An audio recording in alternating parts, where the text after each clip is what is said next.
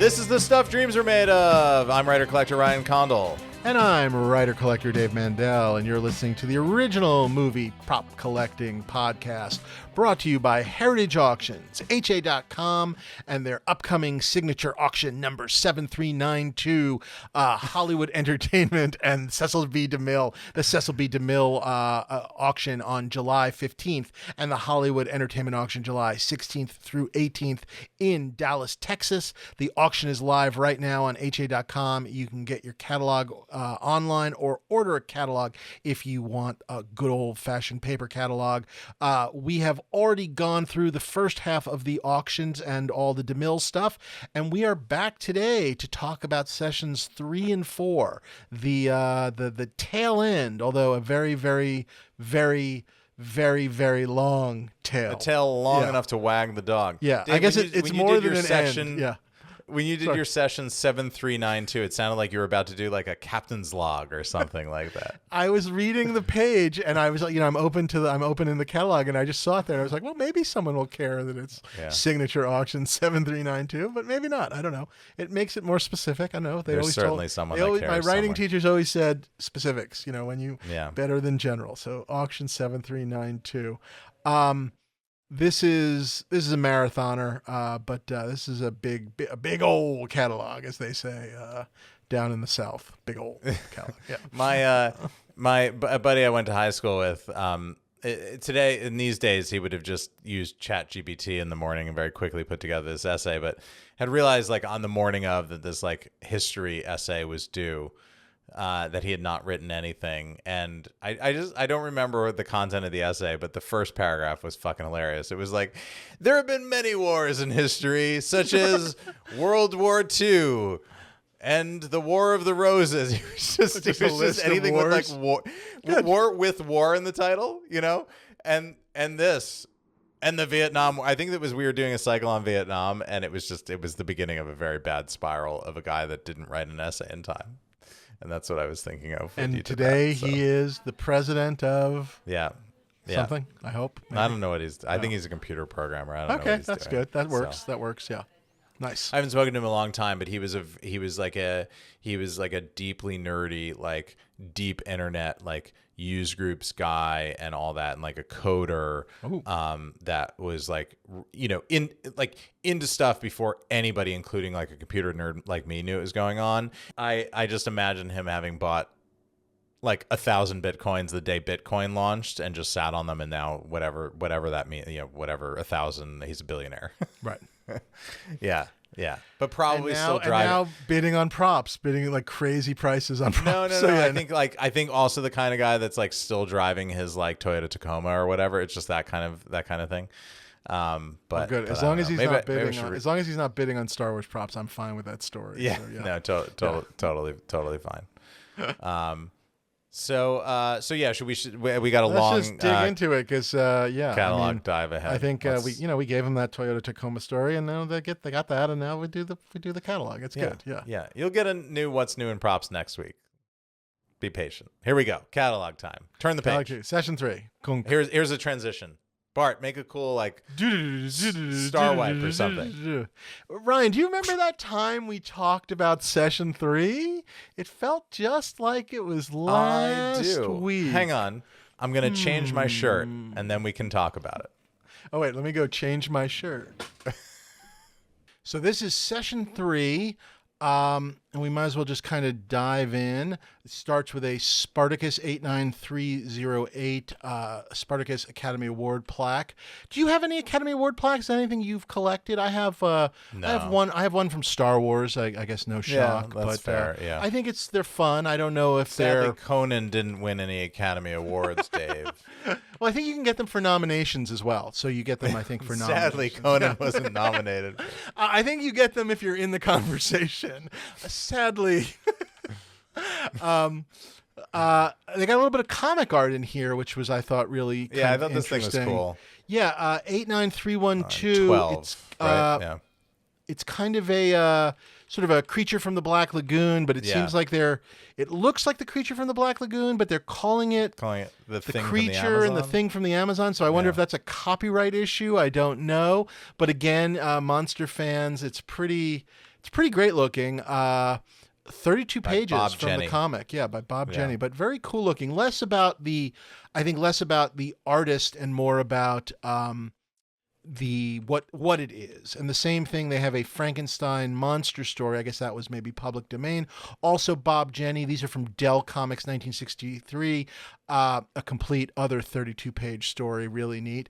And then they follow that up with a whole bunch of Universal Monster like wallet and wall plaque original art pieces, and they have the Phantom of the Opera, the Creature, Dracula, Frankenstein. Again, not a monster guy, but these are just very neat, and I think someone's going to be interested. I think I will say. I'm stopping at 89323, which is a really gorgeous concept painting of Mary and Bert from Mary Poppins in a sort of a beautiful watercolor style that I was less familiar with. Maybe I have not seen.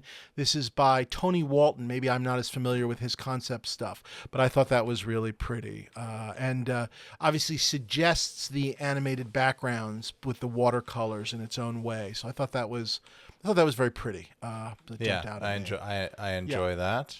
328. I'm stopping. Again, you yell where you need to. I love this. This is the baby head. This is molded wax infant head from Rosemary's Baby. So weird. Which do you watch What We Do in the Shadows? Is that a show you watch? The vampire show on FX? No. They had their final. I know I should, but it's really great. You should watch it. They did their final episode, unfortunately, this spring. They kind of did a salute to famous movie and TV show endings, and they sort of did a version of that final scene in Rosemary's Baby that was really sort of spot on in their filming. And there was then they did a joke about there were twins. And anyway, I like the baby head. I thought that was really neat. Oh, all right. Yeah. Okay, cool. Yeah. So now we got Beatles memorabilia, some signed Beatles stuff. This is always funny to me because you sort of like, I guess as they're grabbing these collections, it's like, well, I've also got some Beatles stuff. Sure, why not? You know what I mean? I jumped down to 362 unless there was something probably you wanted wise. No, I've always thought about getting some kind of a Beatles autograph of some sort just to have, but I don't know. I have a Rolling Stones one, and I have I have Brian Wilson. So I have the guys I like, I guess. I mean, the Beatles are the Beatles, obviously, but I haven't pursued it. So where did you jump to? I'm sorry. 362. It's a movie prop, Dave, in our movie prop show. Oh, what? Huh? What? Where? It's a TV prop actually, but it's a Barbara Eden Jeannie bottle from I Dream of Jeannie. Very cool. This one is signed by her as well. Yeah. Very neat to see. I don't know anything about these, but I don't know how many there were. calling. I can't speak to that. But it says it's come from the collection of an associate producer. And there's good. some authenticity letters of some sort. This is something I love that you see over time. They don't really exist as much anymore. It's maybe something you should think about doing when you guys are done. I wish I'd done it with like Veep and even Seinfeld stuff, which is 363 and 364. These are personal copies, bound television scripts from a producer-writer, Saul Turtletub, of shows he worked on. So there's a Sanford and Son run and a That Girl run. And I've seen these before. Sometimes when you used to look at property, like if you go look at houses in Los Angeles, there'd be a bookcase and it would have like Carol Burnett scripts and whatnot. I always love that kind of stuff. I have them. I make them for the show. They're those binders, the bindings that you can reopen and put, Sure. And they look like this, but you can take in and out. So every time we issue draft or pages, so I actually keep them season to season, and I might just have those because they're sort of there's a handwritten thing on the side that it's a little more kind of production used, but I've definitely kept those. So I have That's those cool. at the very least. Yeah. I just think it's fun, and just because you were there from day one, whereas a lot of the stuff I've worked on, I was there for a period, but never day one. But the idea of having all of them, do you know what I mean? Them. Yeah, for sure. Just kind of neat. 368 is a Robin Williams, Mork and Mindy outfit. His sort of signature outfit. Maybe I guess missing a couple of pins on the rainbow suspenders, but always very fun to see. And 369, the kit license plates, which I always get a kick out of. Yeah. Yeah, 371, an Alf head, which I enjoyed. It's a production-made head. It looks like they made the body for the display, but I did enjoy that it was a production-made head.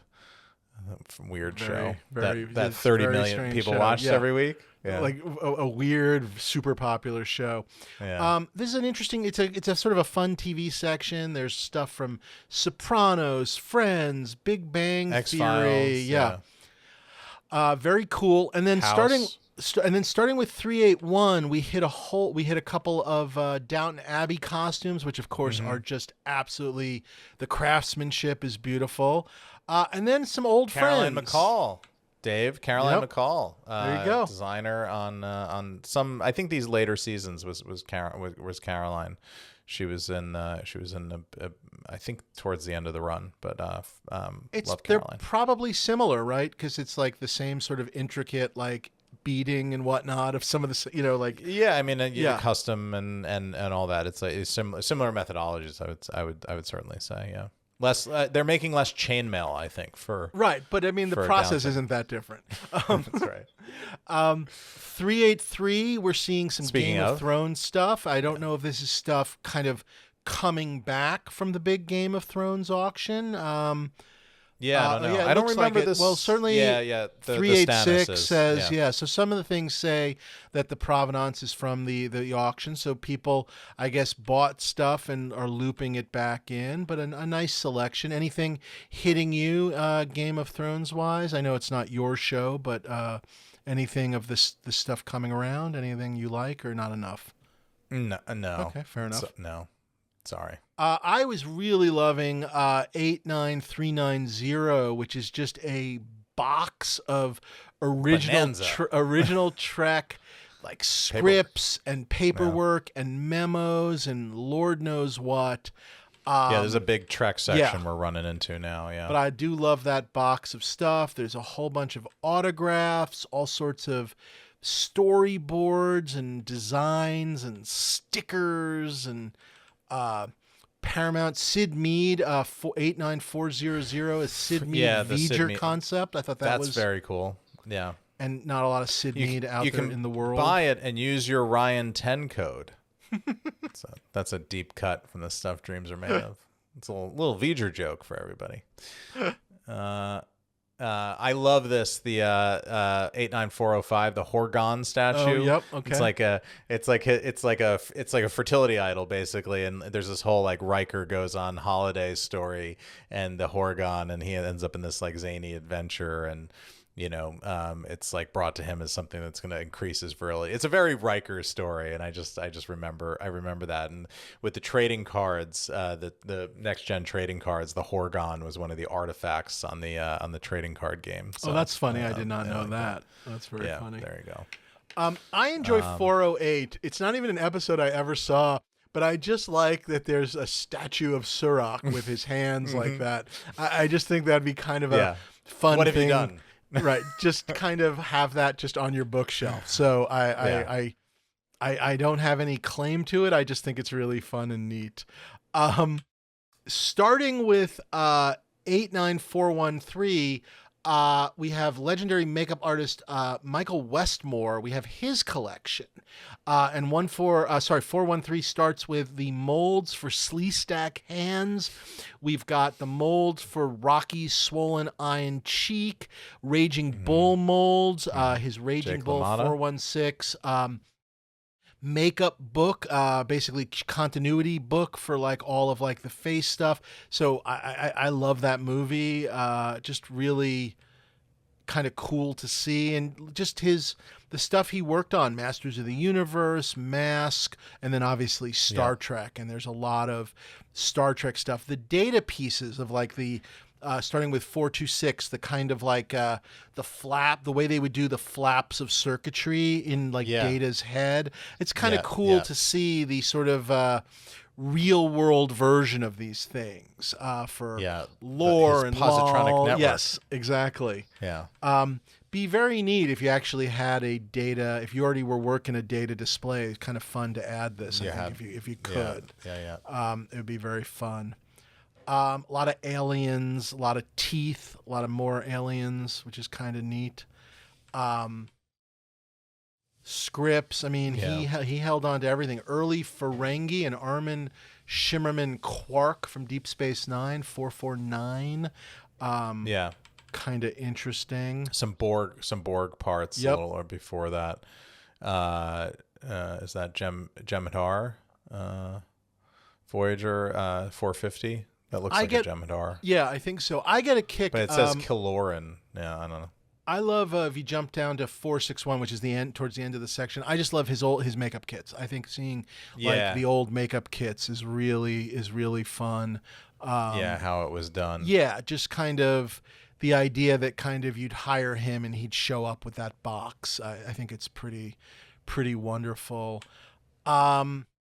Now we're hitting sort of a Disney section. It's not labeled as such, but we start with a couple of attraction posters, some animation cells, a little mini section. I got a real kick out of 469, which is Akira Kurosawa's personal engraved viewfinder. His viewfinder. Yeah, I mean, I don't know.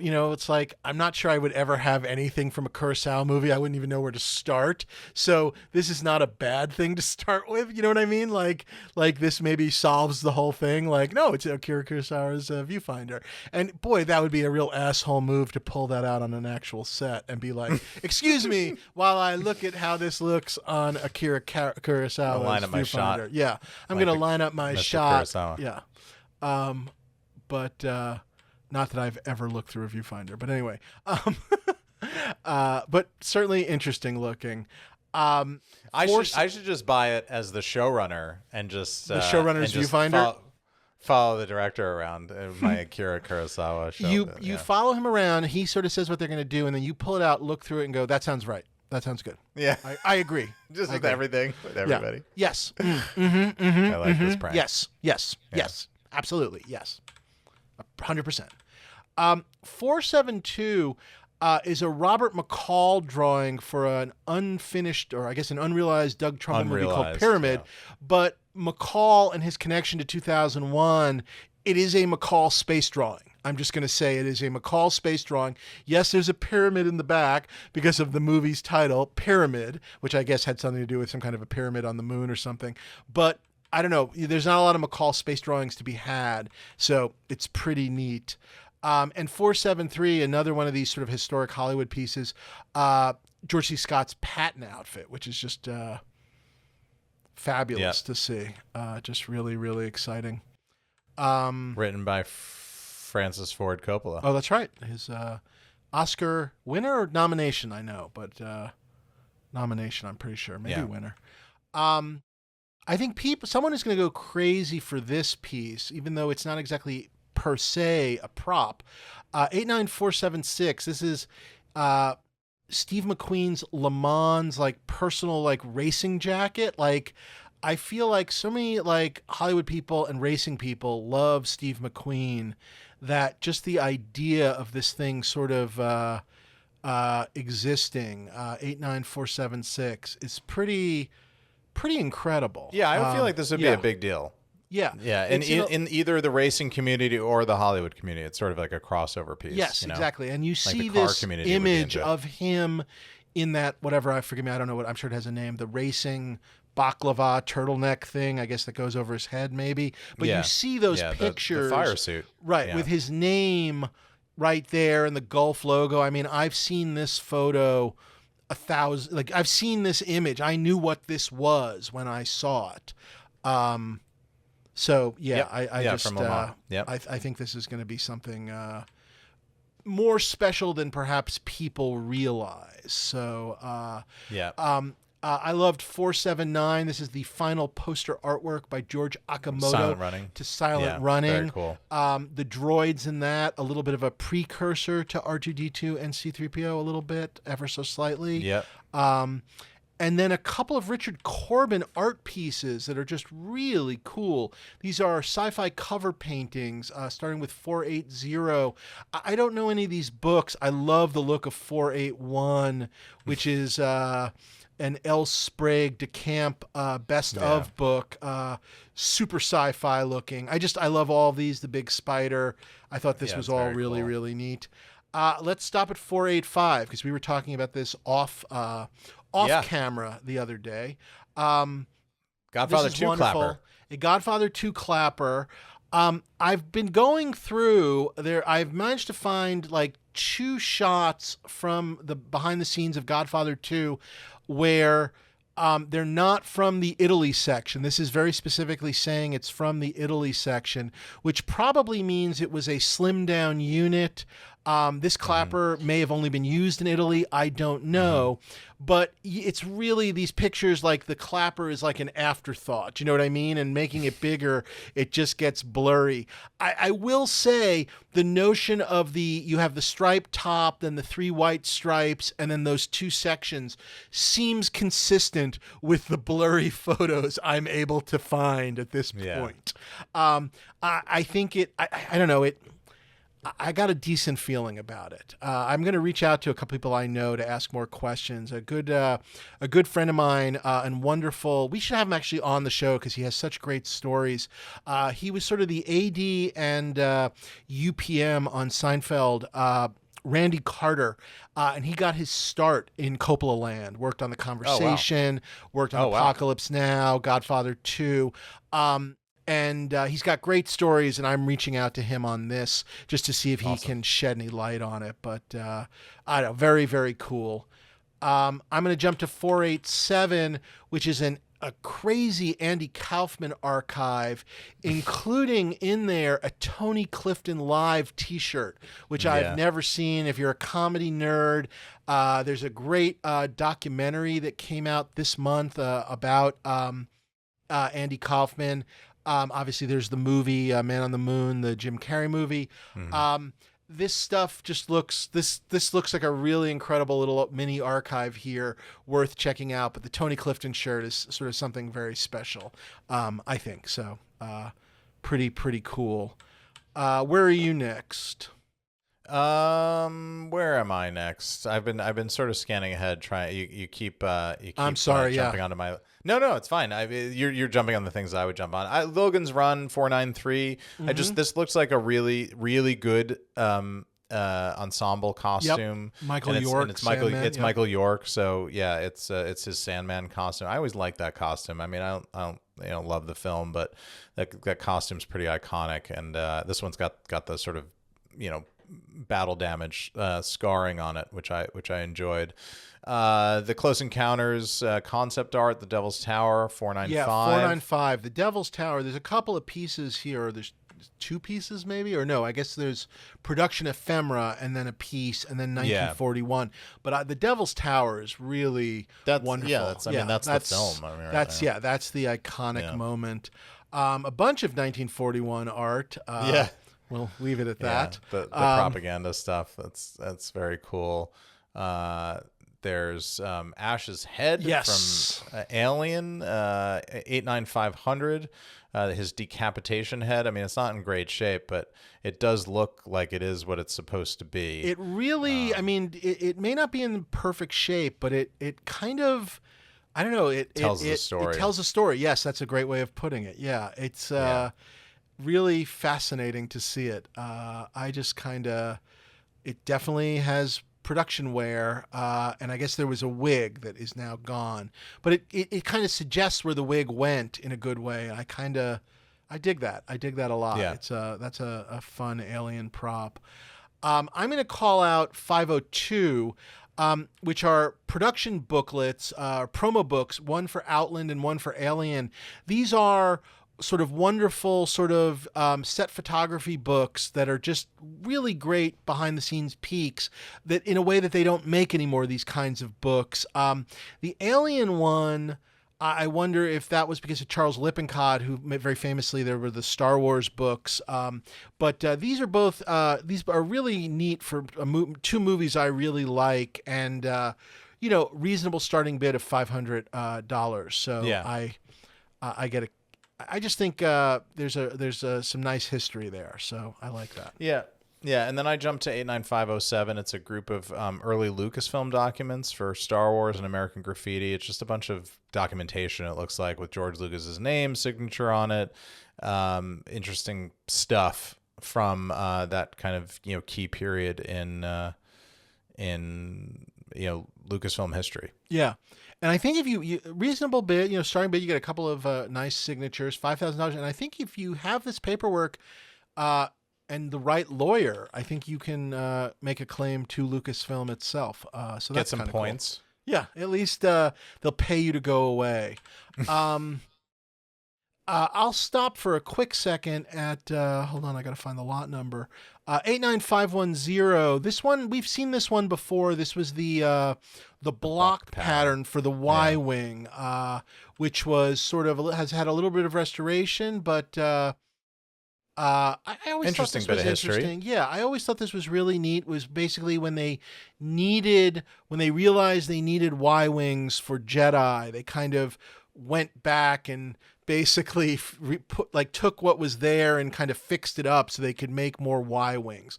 Like I said, this was in auction previously. Kind of neat that it's kind of coming back around again. I'll keep my eye on it. I think it would be a fun piece to kind of, at a decent number, it would be a fun piece to sit near the X-Wing, I will say. That's my take on it. We've got a R2 dome, or I guess R3 dome. R3 series, yeah, it's even clearer. Than your R2 dome, yeah. And then 512. Is this the one we've seen before? This was her crew gift one. So yes, the snow speeder. Yeah, I'm not quite sure about screen used. I apologize. Maybe someone knows something I don't. I'm happy to be wrong. I thought these were mostly crew gift world. 89514. I always thought this was neat. This was James Caan who did, I guess, the novelization of Jedi. This is his script, and it's followed by his notebook for his notes, cool, like on how he was going to do the adaptation. So I thought that was very fun. There's just a bunch of pages that just say Ewoks ? On them. It's very Why doesn't Han Solo die? That would be a good idea. Some John Alvin art here, starting with lot 89526. Yes, and I think this is a mix of stuff coming from a collector, but also from the family, I believe. I could be wrong about that. That seems right. There is this cool, it was unused, but 89529, this ET poster, which is very close to the original. Right. It looks like it looks pretty much like a full painting, and I think it was just a discarded concept. It's basically the concept, except they decided they didn't want to see E.T. I guess they didn't want to give him away in the original poster. They wanted it to put be his face in there. Yeah, they wanted it to more be a surprise. Tease. Yes, but I do think this is a beautiful piece of work. They also have 89530. They have a prelim to the ET poster, which is I guess they have a couple of prelims. I'm sorry, 530 and 531. So there's sort of a development, if you will, and I do think that's pretty incredible to have a little piece of history there. And then we've got 533, and then following that we've got a couple of Blade Runner pieces. So the pencil ones are prelims. That's like what you have in your collection, yes? Exactly, yeah. Mine's more finished and much closer to the final image. Yes. So I guess but I would say mine's probably. Yeah. But playing with the elements. I mean, the building, the faces, the smoking, and whatnot. Yeah. And mine has lot 89534, that note that you see in the left column, enlarged to 23 sepia-tone print. Mine has the same note and the same handwriting on it, which I thought was very cool. I guess they were printing these up for a concept presentation or something like that. So, which, by the way, again, makes sense. 536. I liked 536, my favorite year. I love that movie. I watched that recently, and that movie holds the heck up. Really fun movie, early days of television and whatnot. But I like that poster. Obviously, because of the way the credits are, you're kind of getting, that's just one of the things. You're kind of getting half art and half empty space. But I think the main image of Alan Swan swinging with Benji is a pretty memorable image, I will simply say, and very cool. 539, The Golden Child, not my favorite Eddie Murphy, but a gorgeous painting. Don't skip Red Dawn, Dave. Oh my gosh, I'm sorry, I missed that. That's right. Original Red Dawn poster. That's pretty cool. Yeah, I mean, John Milius, baby. The parachuting Russians, right, or the Chinese, or whoever they are there. Russians, yeah. The Chinese are the sequel or something, or maybe I don't even know. The remake. Yep. And then the Flight of the Intruder. That is gorgeous, yeah. That's a movie you have mentioned a few times. Another Milius. That's a good one. It's a Milius joint from the early '90s about Navy pilots. I think Navy pilots in Vietnam, and a good one. Just worth checking out. And then there's some later stuff that was sort of created after the films. There's a couple cool Gandalf paintings that were made after the fact. Harry Potter. Curse of the Black Pearl, Pirates of the Caribbean. Some just beautiful art. I mean, beautiful on it. Stands up on its own. It's just it's not tied to the promotion or the release of the movie. They're not saying it was not. These were not comps for possible posters. They were just used afterwards as art, which is neat. And then should we go to 551? That's sort of the next stop. 551. Yeah, this was kind of fun to see. This is the yellow Bond. Citron, sorry, that belongs to Melina, French manufacturer. For your eyes only, Melina Havelock, the daughter seeking revenge against the assassin. I can't remember his name, Christos or something like that. Everybody in those Bond movies at some point or another is named Christos, but. I'm not the Roger Moore guy. That's totally your territory. But, For Your Eyes Only cool. is one of those ones in the back end of Roger Moore where I think maybe a little bit as a response to, I don't know, Moonraker and whatnot, they really went like, it's their version as best they could of a Daniel Craig Roger Moore movie. Like there's very little gadget. There's no gadgets. Yeah. A pretty simple revenge story. It has elements, as they all do, of older movies. There's an element of From Russia with Love to it, but it's a mean little movie, and it's one of his best, and it's a good performance as well. And this car, considering it was off the shelf, was a very memorable little car. The sort of the idea that James Bond is sort of stuck in this little French car, and it's a joke, but it's not jokey, if that makes any sense, which I think is that line that they sometimes straddled on the wrong side later on. And this is this is pretty excellent. I mean, I don't have a car museum, but boy, I'd like to have one and put it in it. Really, really fascinating to see. Yeah. Yeah. Somebody's going to care about this. I liked 552 just because I remember the sequence so vividly from the movie. It's a highly suggestive publicity illustration. It is the idea that someone thought this could be used for publicity. Like where was this going to be used? Like exclusively in the Czech Republic? Like where was this going? Playboy. Yeah, exactly. It's great to be the king. I guess he decided that once you got to full nudity, it went from good to great. So, good on you, Josh Kirby, the artist. Lot 89555. I think we have seen this before, but I believe this is the sword that or I heard about it or was coming to auction. So forgive me, but we've seen if you paid attention to Arnold in his career as the governor, you've seen this before. I believe this is the one that was on display in his office. You can go back and look at photos of the display box of his Conan sword, and it was this one. So this was made by Albion. It's not an original screen used sword, but when Albion got the license to make these.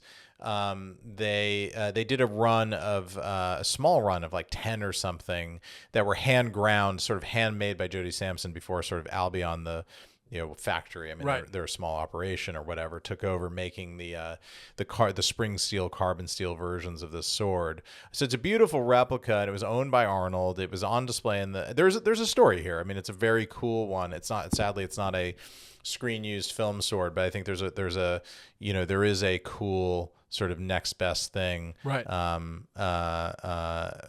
If you can't get an original, and it's signed by Jody Sampson, sort of etched into the blade. You can see there who's the sword maker that made it for the film. I just think there's a cool story here, and also signed on the blade by Arnold. At a ridiculously easy number, let's say it went for the starting bid, right? Yeah. At a starting bid. Do you care enough? The Arnold connection? No. Okay, even though I didn't know, just because obviously I have mine, but I will say that these things were. The sort of really nice version was like 10 grand 20 years ago. So the starting bid is a steal, actually. So there you go. Yeah. But cool story there. And just do some light Googling around Arnold and Governor Conan Sword, and you'll see that display box in his office in the governor's office in California. So I thought that was neat. Yeah, I think that's a fun story. I'm going to stop at 89556 because I love this. It is on an ET display, but this is the original Gertie's dress up costume for ET. I guess minus the pearls, sadly, but otherwise complete. It comes from Academy Award winning costume designer Deborah L. Scott. The dress, the fur, and the hat. And I think you could get some pearls. I think you could find pearls and add them. I think you could do that. This is incredible. Another one of these. I can't believe it lasted, that it exists. Yeah. I love it. And I like the way they've displayed it as well. I really like the way they've put the whole thing together. Kudos. I think this is going to go crazy. Boy, I'd love to own this. I just think this is incredible. So it is pretty awesome. Yeah. Really, really, really fun. Looks like some Gregory Peck stuff. His license. Yep. Some Ghostbusters Mike Plug art. I thought 89563 was pretty neat, just because it's kind of a sort of a full prelim of a giant drawing of all the Ghostbusters. I like the Vigo transformation too. 566 from Ghostbusters 2. Yep. And they have right next to that, they also have 565 is one of the arms from we've seen this before. Yes. This was in a previous auction of Stuart Ziff stuff, but it's one of the arms that grabs Dana in the chair. Terrifying sequence. Yeah. Then a bunch of cool Gremlin stuff, of which I really enjoy 569. It's from Gremlins 2, but it's a really screen matched, articulated, animatronic foreground Gremlin. I wonder if you could get the and it's labeled secondary foreground. That's pretty neat.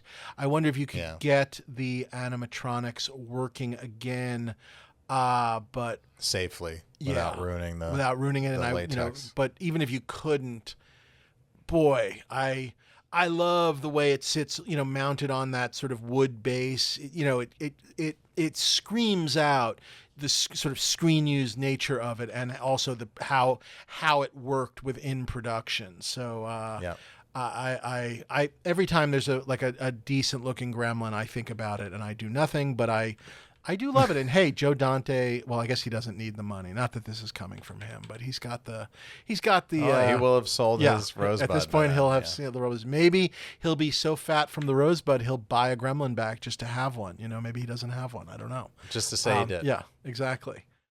I like these costume sketches here. 572, 573, the Back to the Future. I've never seen Back to the Future costume sketches. I've never seen these, and what's really fascinating but they're not really. And Marty. They clearly exist before casting. So in a very funny way, right. Like the Marty looks kind of like Clark Kent. Do you know what I mean? It's not Michael J. Fox. It's not even Eric Stoltz. It's neither of them. It's, it's sort of, I don't know. There's something very interesting about that. I love 575 because it's a Marvin Berry and the Starlighters. So that's interesting to see. And then the Strusen Concept Art, 89578, an unused version, but has a neat feel to it, sort of Marty bumping into Marty. Yeah, and pretty tight as far as a comp goes. Certainly a Strusen, and as we've read, obviously he's no longer doing any art, and so grab a Strusen. If you've always been thinking about one, you want to grab one. And maybe that'll be where we stop next, because this is truly one of the great Struzens. 583. Good Lord. I thought this was a comp when I first looked at it. And then I realized no, because I saw it in the preview and there was no written details. And I started comparing the art to the original poster. I was like, no, this is the full original art. Big Trouble in Little China, the full one sheet final key artwork by Drew Struzan, starting mid 20K. Ridiculous starting this mid. should be There's no way this is going to go for 20K, but bid while you can. This is, Yeah. this is 10x, a 20x. cult. What is this? Is this a cult hit now, or is this just a hit at this point? I think love it. Yeah. I think it was a VHS hit. It was not a hit in the theater. That's a good way of putting it. Yeah. But is a major big deal movie from the 1980s. Major deal. My very, very good friend Dave Callahan, the is this his renowned screenwriter. This is his movie. I sent him to see. He could not believe it. Like, what is this? And I was like, no, this is the original art. He could not believe what he was looking at when I sent it to him. Just awesome. You think will he try, or who knows? I don't know. He's never really. He's never. He's sort of interested. The question. Yeah, he's interested. Loves. He the listens movie, to the podcast from time to time, so you might hear us talking about him. But yeah, he's interested. He's interested he's interested in our stories and collecting, but I don't think he's ever, dived in himself. He's not rushing to. This would be the thing. This would be the thing if he did. Come on, Dave. I dare you. Yeah. Anyway. There you go. Called out. That should work. 89584 is the Ferris Bueller beret that he wears in the movie. And then I don't know if Heritage will get mad at this, but Sotheby's is running a single lot auction. They have the leopard print sweater. So there's an opportunity to grab the sweater vest and this hat and put it together and build yourself a heck of a Matthew Broderick Ferris Bueller instant collection. I will say, Sotheby's is a much more aggressive opening bid on their. I agree with that. It is slightly more than 6,000 profiles or Heritage's bid here. Yeah.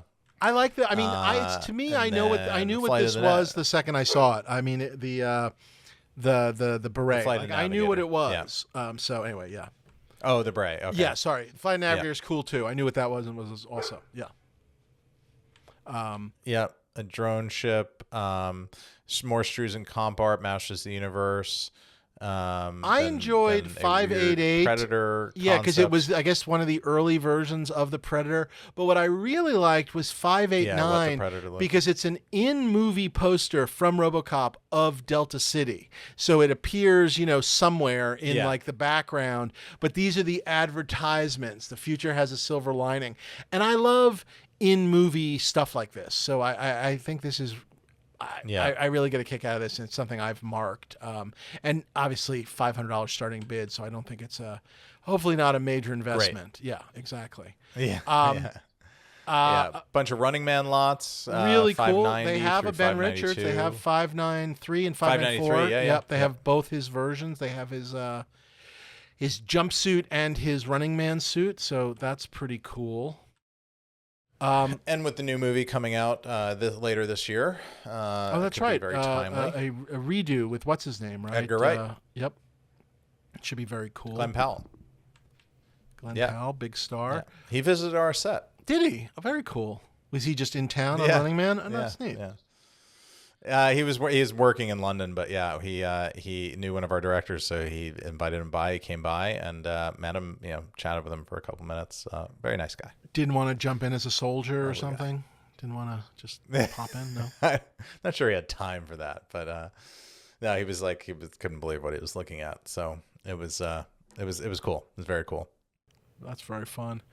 89597 is the sort of signature dress from the Madonna movie Who's That Girl, which I don't know, probably maybe more famous for kind of being a bit of a bomb in its day, but a very memorable Madonna outfit. Obviously, she is well known for her couture, so I think there's something to be said for that. A couple of Beetlejuice pieces that we've seen before. I can't remember where, but we have seen these before, I believe.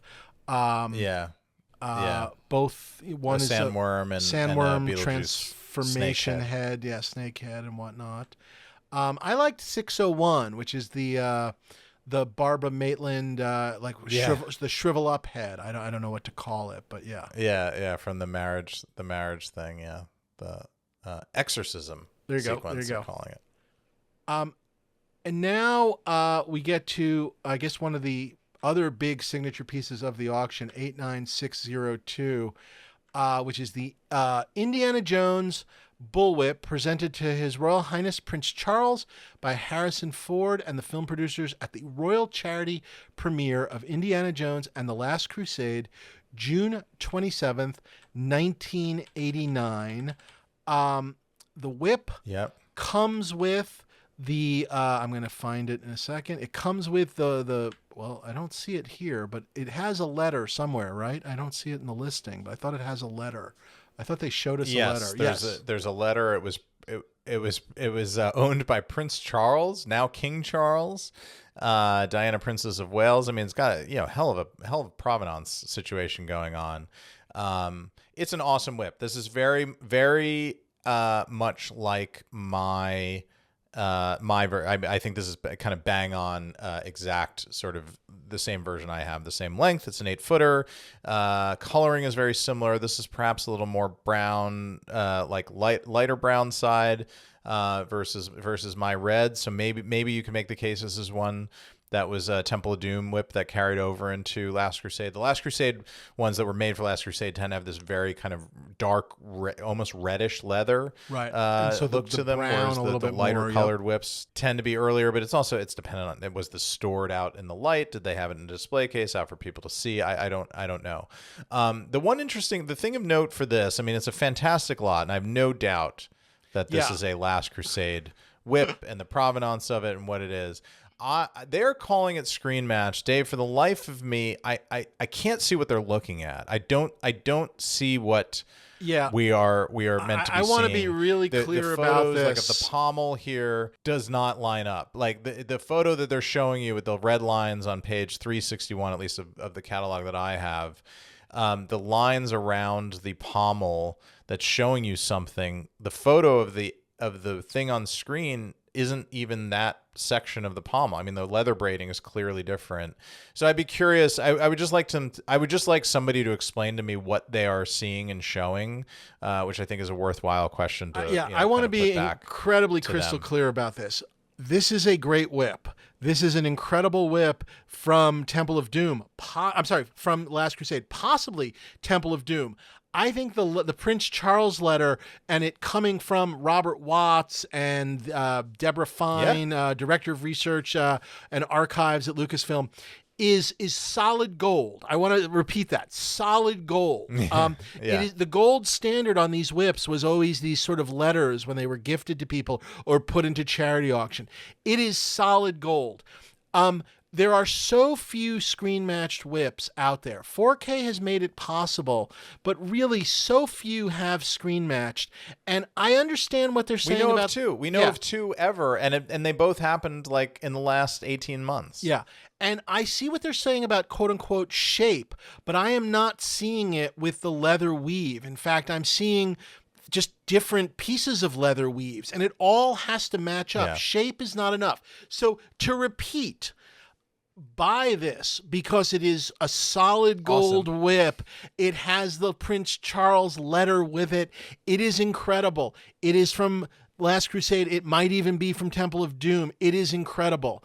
But if you think it's screen matched, I would do my own screen matching because I don't see it. I would love to see somebody, because it is limited because it's a printed catalog, at least what we're looking at. I'd love to see somebody send high-res photos showing the work. The one thing that did make me raise my eyebrow a little bit is the last page of the listing, at least in the printed catalog. It does show this bit of this chipping or wear on the braiding, like right above the sort of upper handle knot.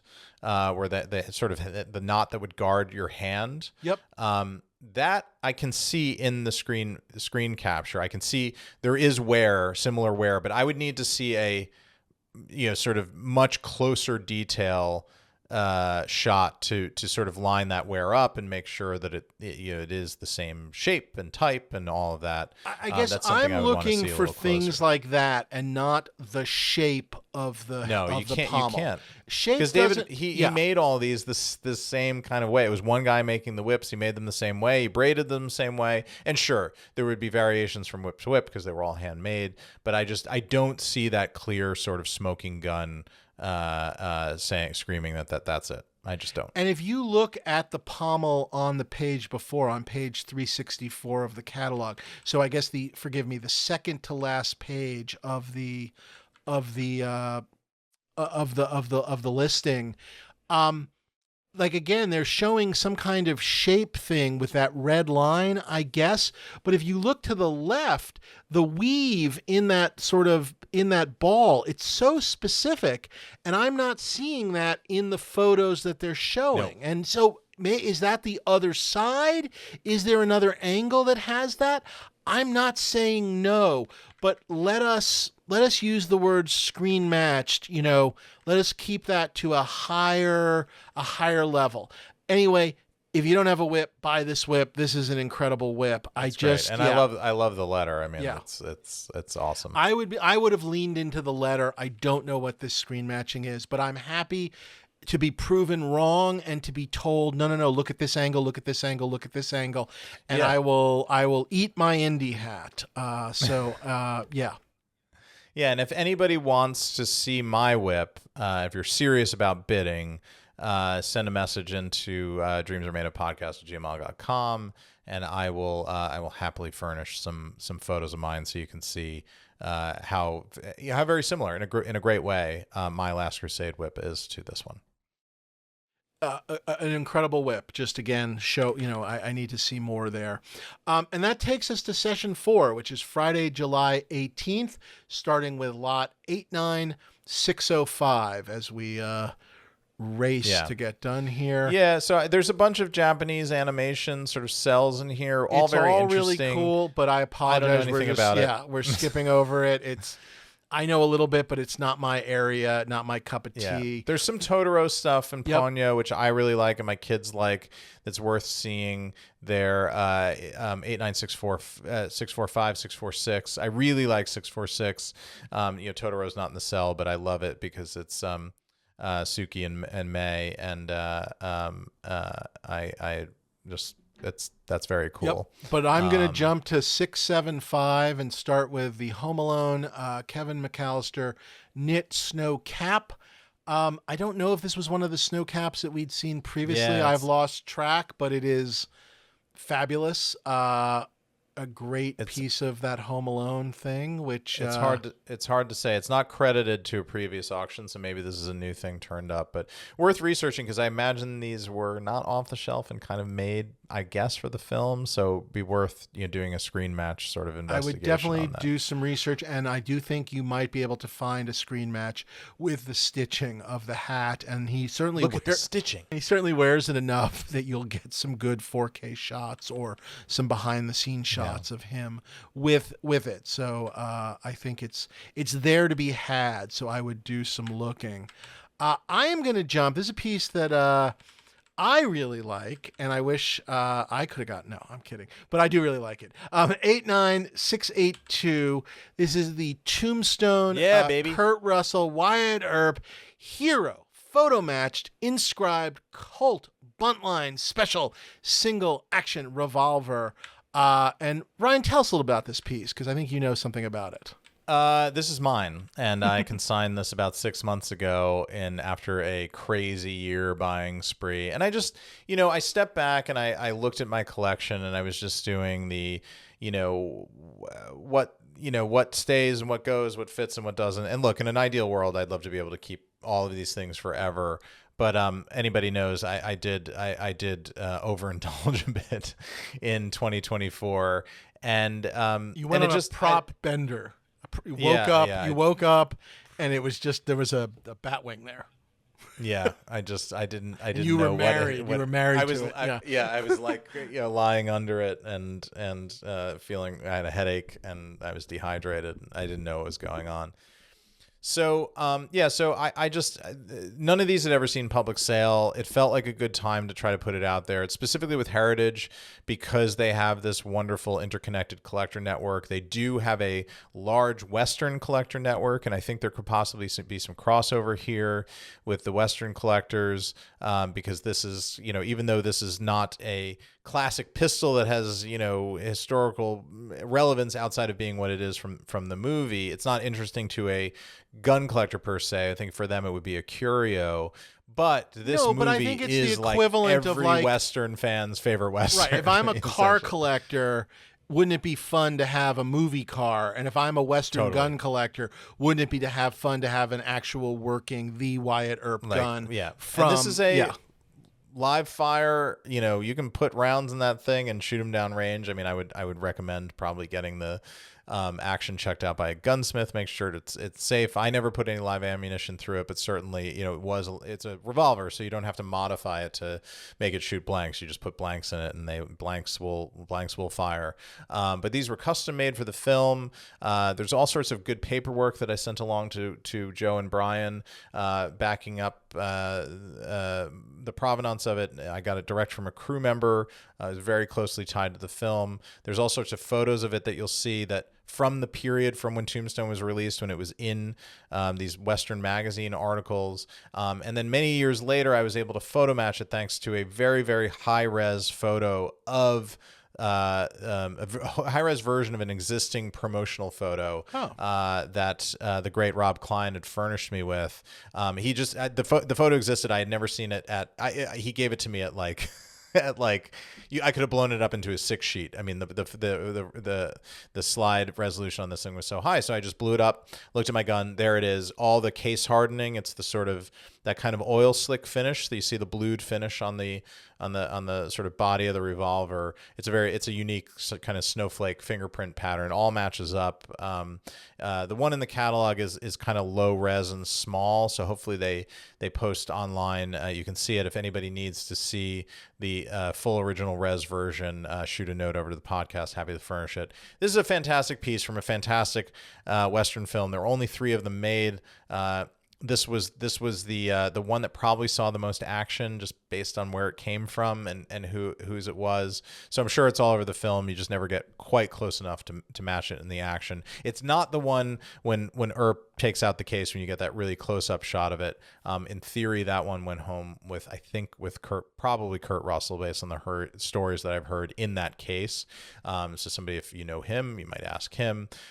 Anyway, I just think it's great. It's a high starting bid, but I think very reasonable for what it is. 60K is the starting bid. And I'm really hoping that this goes to a great home. I've owned it for over 15 years, and I'm hoping somebody can take it over and love it for as long as I did. That's it. Any questions about it, just email the podcast. Happy to tell the story. Beautiful piece. I love it. I'm sad seeing it now, but it's literally been 6 years since I've seen the thing, because I couldn't bring it to England because it's a live fire gun, so it's been in storage for so long. So that probably did help me make the decision to de-ascension it, so to speak. A little out of sight, out of mind. I finally got my steelbook copy of Tombstone, which had been sold out forever. And I guess they got a reorder in, and I was able to finally get one, which showed up from Target. So thank you, Target. But that took forever to get, and I am very excited to watch the 4K. Really exciting it's a great, everyone should buy that 4K disc. Yes, if you can. It's an excellent restoration. It's really, really incredible. All right, should we skate? We're into very modern films here. Let's see, some basketball stuff. We got a Men in Black suit, which is kind of cool. Lot 89701 from the first film. Yep. It's a Tommy Lee Jones, Agent K. I'm just such an old man. I just don't care about any of these movies, which is kind of funny. No, I know. Yeah. Message in a Bottle. 692, Jingle All the Way. So I don't know what any of this stuff is, but it's all lovely looking. Yeah, all this stop motion from Coraline and whatnot around 728 is all good looking. Yeah, 732. Bunch of the Leica stuff. Yep. Yeah, some Leica Studios. Kubo. This 89742 The Harry Potter first edition book art is back. This that is previously the was in, and one maybe of the one of one recreation. The artist did one recreation. This is the recreation. okay. I still think it's excellent. I have no idea what the price should be, but try getting the original sold try getting for the original $2 art. million. Yeah, Yeah. exactly. So yeah. this should sell for something. A nice set of the books, all autographed. You Signed can books, decide Robot how Chicken sorting problematic hat. Joe Rowling is for you and bid accordingly. I love 753, which is the Time Magazine Derek Zoolander cover. very The good. I'm with Stupid Model Idiot. I like that. Some Rowan Austin Atkinson, Powers Scooby-Doo stuff. up. Yep. Yeah. Did you ever look at this? Has popped up before. 89756. It's like the wall swords from Hattori Hanzo. Like it's not exactly. Yes, I've seen those before. Yeah, it's not what I want. That's It's not cool, what I but it's want, not but what I want. don't dislike it either. So I don't know. Yeah. The right number, the right price. There is 89762. It's Crystal Skull, but it is Strusen Indie, and you can't discount it. I will simply say. I think it's worth peeking at because again, it could be a bargain. It could be priced to move, and there's just not going to be more of it. So looking at, I always like Wolf of Wall Street stuff. 773, the bottle of lemons, the Quaaludes. I thought that was kind of fun. Yeah. 89779 is a filming miniature. Chris Reeve, that was in the Azarian collection, so that's looping around again. So definitely some looping around. That's not a bad thing. It's a fact though. Some of the later Batman movies that I don't really care as much about. Sorry to say, Wolverine claws, the bone, the skeleton claws. Forgive me. And then the back end is Film Illusions. Russell Schinkel. This was his studio, and this, I guess, was stuff that was always made as for display purposes. And it's just a sea of Riddick costumes and Marvel costumes, and the work is gorgeous. And I think this is an incredible opportunity. Snake Eyes, G.I. Joe. I think this is an incredible opportunity, especially if you're looking to decorate your home theater.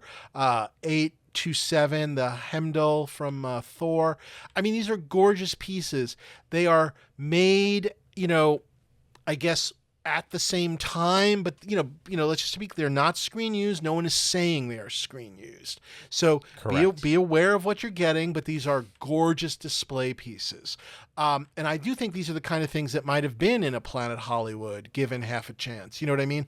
Just on display at some point or another. And I do think if some of these are your favorite movies, I mean, my God, there's so many of them.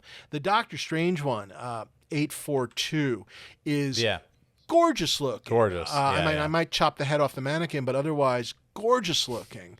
I don't think it needs the black head there like that. It needs a Christopher Reeve head. Yes, exactly. A mushy Christopher Reeve head. Couple of Captain Marvel suits. The Black Panther bust is very cool. Yep, that's, I guess, an early version of Killmonger before they added the leopard spots. So again, these are just some incredible display pieces that are worth your time looking for, because there's so many of them. I do think there will be price to move a little bit. I mean, obviously certain titles more than others.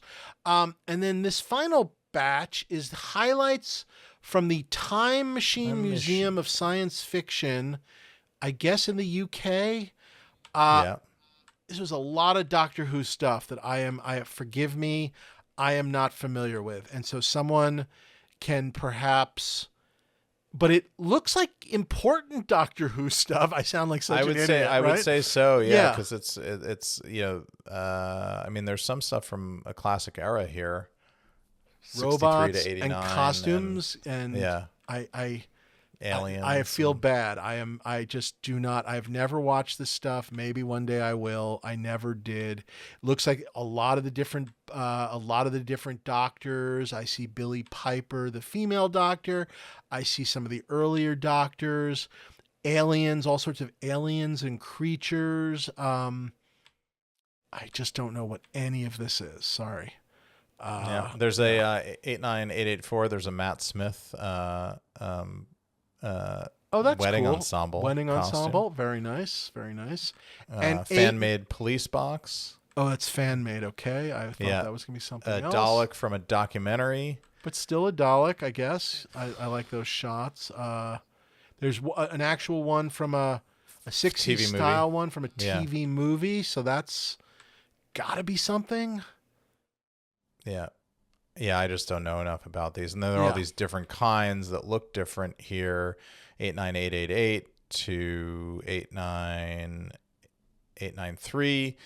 These different version Dalek robot things. These are two Americans talking about Doctor Who. Yeah, I know. And then there's Red Dwarf. I mean, this is, again, I forgive us, UK. We need a British person.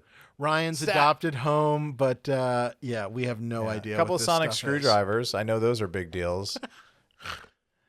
I don't know what I'm looking at, but 89906, 89907. I know those are big. If those are screen news, I know those are big deals. These sonic screwdrivers.